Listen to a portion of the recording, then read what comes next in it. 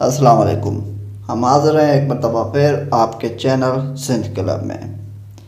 Recently print media ہو یا electronic media ہو یا social media ہو، ہر جگہ پہ سندھی دیرچی اور اس کے انکشافات کی خبریں چل رہی ہیں جو پیپلز پارٹی، سندھ گورنمنٹ اور پیپلز پارٹی کے لیڈرز کے اوپر ہیں۔ اب یہ سنتھیا دیرچی کون ہے، کہاں سے آئی ہے، پاکستان میں کیا کر رہی ہے، اس بارے میں جو ہمارے پاس معلومات ہے وہ ہم اس ویڈیو میں آپ کے ساتھ شیئر کریں گے۔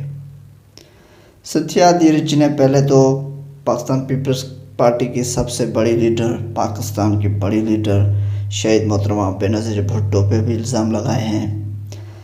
اس کے بعد سی ایم سندھ مراد علی شاہ، یوسف رضا گیلانی، مختوم شہاب الدین، رحمان ملک اور دوسرے کافی پیپلز پارٹی کے لیڈر پر بھی الزامات لگائے ہیں، جبکہ علی سلیم جو پرانے ہوسٹ ہیں انہوں نے سنتھیا دیرچی اور عمران خان کے حوالے سے بھی کچھ باتیں میڈیا پہ شیئر کی ہیں۔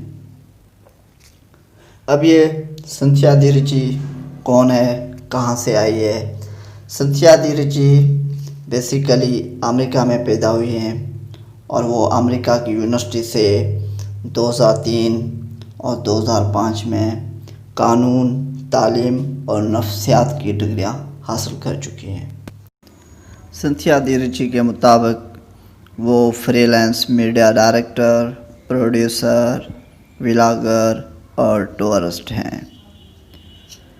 2008 میں انہوں نے ٹیکساس کے شہر ہیوسٹن کے سٹی کونسل میں کمیونٹی رابطہ آفیسر کے فرائض انجام دیے، جہاں پر پاکستانیوں کے ساتھ مل کر شہر کی خدمت کی، اور سنتھیا دیرچی کے مطابق وہیں پر پاکستانیوں کے ساتھ محبت پیدا ہوئی۔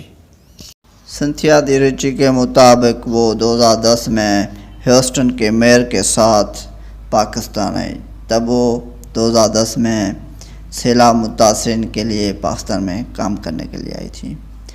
کچھ وقت وہ پاکستان میں اسٹے کیا اور بعد میں وہ واپس چلی گئی۔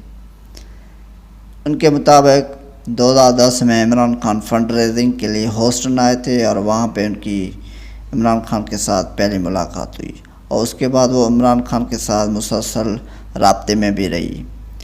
ان کو بعد میں پیپلز پارٹی نے محکمہ صحت میں کمیونیکیشن لیکچرر کے طور پر مقرر کیا اور پاکستان بلایا، اور ان کو ساری سفری سہولیات، ٹیبلٹ اور فون بھی دیے۔